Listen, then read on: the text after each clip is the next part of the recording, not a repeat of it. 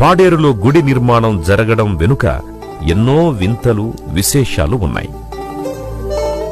స్థానికంగా ప్రచారంలో ఉన్న కథ ప్రకారం వందల సంవత్సరాల క్రితం పాడేరుకు సమీపంలోని గిరిజన గూడెం కొత్త పొలం దగ్గర్లో ఉన్న పినవేనం నాపరాయి కొండ గుహలో మోదకొండమ్మ వెలసినట్టుగా చెబుతారు.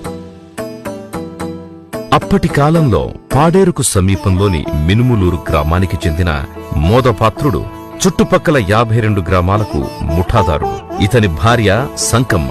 ఒకరోజు మరి ఈ సంకమ్మకి అమ్మవారు కల్లో నచ్చి పక్కన పడుకున్నట్టే కలకొచ్చిన తర్వాత కూడా సంకమ్మ లేచి తన భర్త మోదాపాత్రుడితో చెప్పిన మోదాపాత్రుడు పట్టించుకోకుండా నీకు ఆయన దీక్ష మీద ఉన్నావు, అందుకే నీవు అలాగవుతున్నావు అని చెప్పి అనేసాడు.